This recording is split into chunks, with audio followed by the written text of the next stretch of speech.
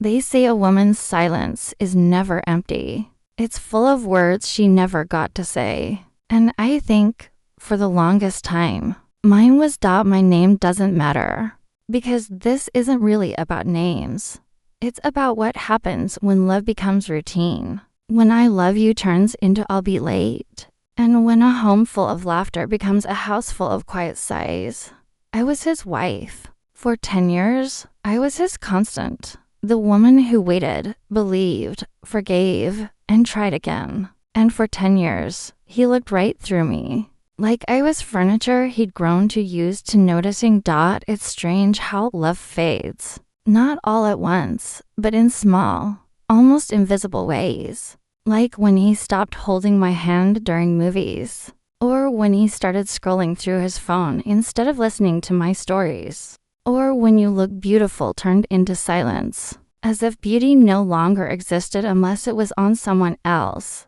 Before I continue, if you've ever given your whole heart to someone who stopped seeing its worth, stay with me till the end. Because what happened after changed everything. And if my story touches you, please like, subscribe, and share it. Not for me, but for every woman who's ever been taken for granted and still found the strength to rise. We met when I was 23. He was charming, the kind of man who made everyone laugh without trying. When he looked at me, it felt like the world paused for a second. He'd say things like, "You make me want to be a better man." And I believed him. We built everything from scratch, our home, our dreams, our late-night plans about the future. I cooked in a tiny kitchen that smelled like hope and cheap coffee, and he'd sit on the counter, telling me how someday we'd have a big house where I wouldn't have to cook every night. He promised forever, and I, like most women in love, didn't question what forever meant. But forever started to look different after marriage. At first, it was little things. He'd work late, saying he was tired. I'd wait up, sometimes falling asleep on the couch, still holding his favorite mug of tea, cold and untouched. When I'd ask if something was wrong, he'd smile and say, "You worry too much." And maybe I did, because I started worrying about everything. His tone, his distance. The way he said my name like it didn't taste the same anymore. There were mornings he'd leave without saying goodbye. Nights he'd come home and head straight for the shower, avoiding my eyes. I'd tell myself, it's just stress, it's just work, it's just a phase. But deep down, I knew it wasn't. It wasn't that he didn't love me anymore. It was that he didn't see me anymore. There was this one night I still remember vividly. We had dinner, or rather, I did. He came home late again. I had cooked his favorite, chicken curry, jasmine rice, the way he liked it. He barely looked at it. He just said, "I already ate with clients." So I sat there, staring at 2 empty plates. And I realized I had spent my whole evening cooking for a ghost. I don't remember when I started crying.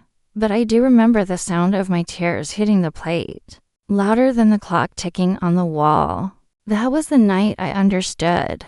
You can be married and still feel completely alone. The distance grew. He stopped asking how my day was, stopped noticing when I wore new dresses or styled my hair differently. Once I asked him, "Do you still love me?" He didn't even look up from his phone. He just said, "Of course I do." Why would you ask something like that? But there was no warmth in his voice, no conviction, just empty reassurance. I started journaling then, writing down everything I felt but couldn't say out loud. Page after page, filled with quiet heartbreak. And in those pages, I began to find pieces of myself again. The woman I was before I became his afterthought. One afternoon, while doing laundry, I found a perfume scent on his shirt. It wasn't mine. It was faint, elegant, expensive, something floral with a hint of something sharp. I stared at that shirt for a long time, and then I folded it neatly, placed it back in the drawer, and said nothing. That's when I realized silence isn't weakness. It's a decision, a quiet rebellion, a woman's way of saying, I see everything. I just choose peace over chaos. He must have mistaken my calm for ignorance. But I wasn't ignorant. I was waiting, not for him to change, but for myself to be ready. I started going for walks again, bought a sketchbook, took a pottery class. Small things, little breaths of life I'd forgotten I could take without permission. And for the first time in years, I started to feel something I hadn't felt in a long time. Me. I'd walk past mirrors and not flinch. I'd smile at strangers and it felt natural. I'd wake up early, make tea, and sit by the window, watching the light slowly fill the room, realizing that peace can come even in the middle of heartbreak. He noticed, eventually. One evening, he looked at me across the table and said, You've been different lately. I just smiled. Have I? He nodded, his eyes unsure, almost uneasy. And for a second, I saw something flicker there. Confusion, maybe even guilt. But I didn't chase it. I had spent too long chasing pieces of his affection. This time, I let the silence do the talking. Then one night, it happened. He came home late again. I was sitting on the couch, sketching something I couldn't quite finish. A woman looking at the horizon. He walked in, loosened his tie, and said, We need to talk. My heart didn't race. It just sank, quietly, because I already knew. He didn't love me anymore. Or maybe he thought he'd found something new, something exciting. Something that made him feel alive again. I looked at him, really looked at him. The same man who once promised me forever now stood in front of me, fidgeting, unable to meet my eyes. I think, he said, clearing his throat.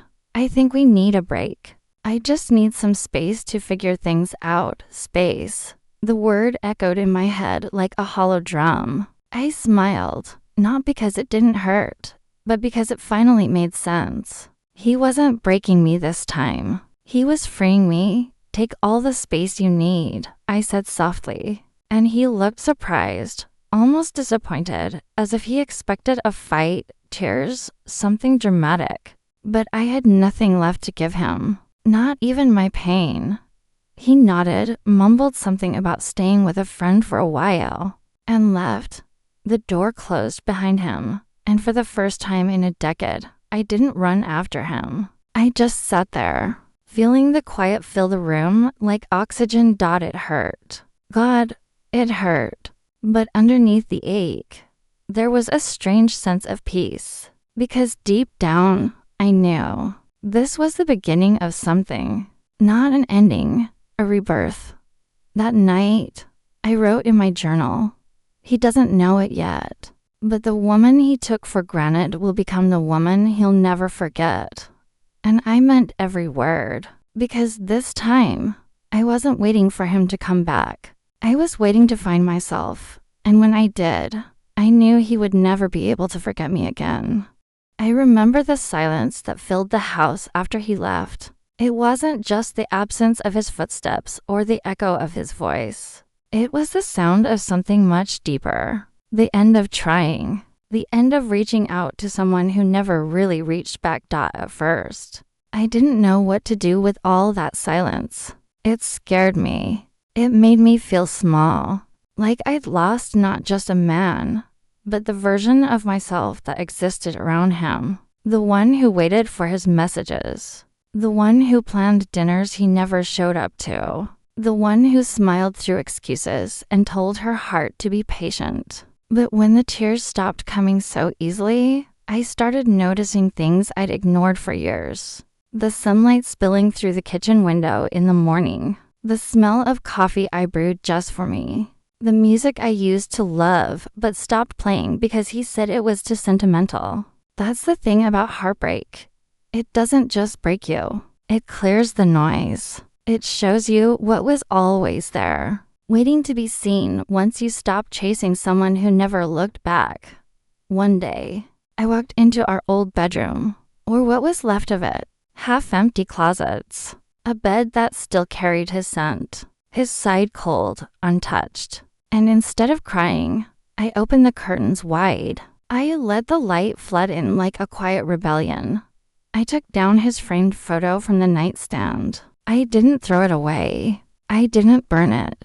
I simply placed it in a box and wrote a small note inside. Thank you for teaching me what love shouldn't feel like. That moment didn't make me stronger instantly, but it made me honest. For the first time, I admitted it wasn't love that hurt me. It was the way I kept trying to love someone who wasn't ready to receive it. Months passed. I started rebuilding quietly. I went back to work full-time. I began sketching again, something I hadn't done since before the wedding. And slowly, I started to see myself in the lines of those drawings, messy, imperfect, but alive. Sometimes people say healing comes in waves. For me, it came in whispers. Small moments that told me, you're coming back.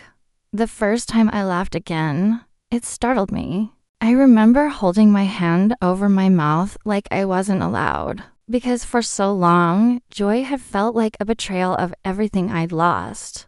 But little by little, I stopped apologizing for feeling okay. I stopped checking his social media, stopped counting the days since he walked away. Stopped wondering if he missed me, because maybe he did, or maybe he didn't.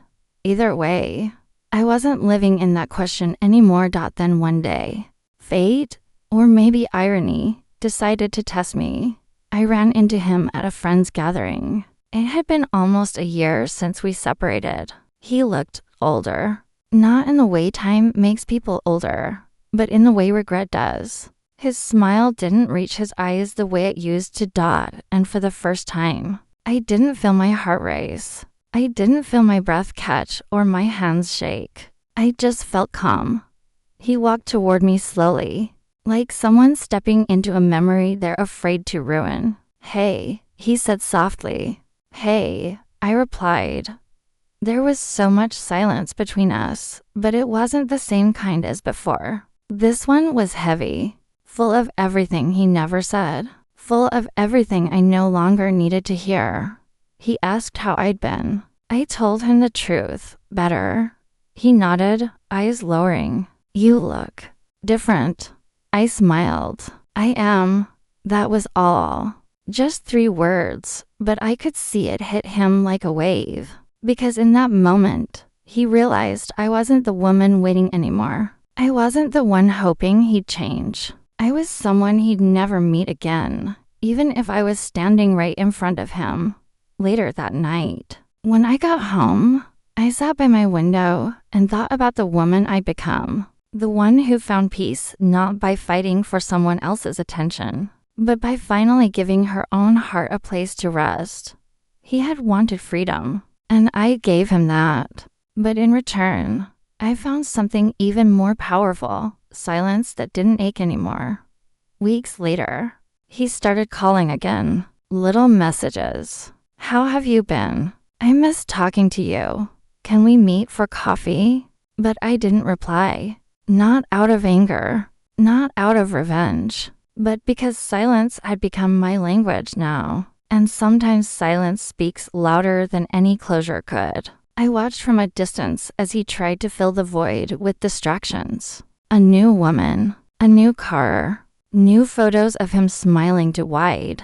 But there's something the camera can't hide. The look in his eyes when he thinks no one's watching. That look of realization, of loss.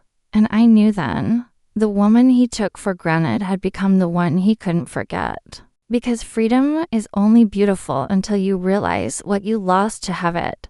It's strange how time has a way of softening the edges of pain. Months turned into years, and the things that once tore me apart no longer had the power to touch me. I built a quiet life for myself, not perfect, but peaceful. I started a small art studio in town. At first, it was just me and a few blank canvases, but slowly, women began to come. Women who carried their own heartbreaks, their own silences. Together, we painted the things we never said out loud. Every color, Every stroke felt like a piece of healing stitched into the fabric of who we were becoming. And in that space, filled with laughter, stories, and unspoken strength, I realized something profound. I wasn't broken anymore. I was reborn. But life, in its strange poetry, always finds a way to circle back. One evening, as I was closing up the studio, I heard a voice I hadn't heard in years. Low, familiar, hesitant. Is this really your place? I turned around. It was him. He looked smaller somehow, not in height, but in presence. Like life had taken its toll on him in ways no one else could see. His once confident eyes carried something different now. Something softer, heavier. Yes, I said quietly. It's mine. He smiled. That same smile that used to make my heart flutter. But now, it only made me ache for the girl who once mistook it for love. This place. It's beautiful, he said, looking around. You've really built something. I did. I replied simply. For myself. He nodded, eyes lingering on me. There was something unspoken in his gaze, something that felt like a confession. I heard about the exhibit you hosted, he said. Your work. People say it's powerful. I smiled faintly. It's just honest. He took a deep breath. You know, I thought I wanted freedom. I thought I was missing out on something bigger. But I was wrong. I didn't say anything. I just stood there, letting him speak. I thought you'd always be there. He continued. I thought no matter what I did, no matter how far I went, you'd still be waiting. He swallowed hard, eyes glistening. But you weren't. His voice cracked a little, and for a moment, I saw him. Not the man I loved, but the man who finally realized what love actually was. I see you now, he whispered. Not the version I wanted you to be, but who you truly are. And I don't think I'll ever forgive myself for not seeing it sooner. There it was. The words I used to dream of hearing. The apology that once felt like salvation. But standing there, I realized I didn't need it anymore. I smiled gently. Maybe that's what love was meant to do. I said softly, teach us what we didn't know we needed to learn. He looked at me like he wanted to say more, but the silence between us felt sacred, too fragile to break. So instead, he nodded. You deserve everything good this world has to offer. I already have it, I said. Peace. He looked down, then back up, a faint, broken smile on his lips. I'll never forget you. I know, I whispered. And with that, he walked away. Not like he did years ago, not with anger or indifference, but with quiet acceptance. The kind that only comes when love has run its full circle. When he disappeared into the night, I didn't cry. I didn't ache. I just stood there, letting the cool air touch my face, feeling gratitude instead of grief. Because I finally understood, closure doesn't always come from someone else's apology. Sometimes it comes from the moment you stop needing it. Later that night, I sat by my window, looking out at the city lights flickering like old memories, distant, familiar, harmless now. And I whispered to the woman I used to be, you made it. I had spent so many years being his wife, his comfort, his constant. But now, I was simply me, unapologetic, unattached, unafraid. The wife he took for granted had become the woman he could never forget. Not because she sought revenge, not because she found someone new, but because she found herself. And maybe that's the quietest, most poetic kind of revenge there is, peace that doesn't need to be seen to be felt. I smiled, took a deep breath, and turned off the lights. For the first time in a long time, I wasn't haunted by what was lost. I was humbled by what was found. Myself.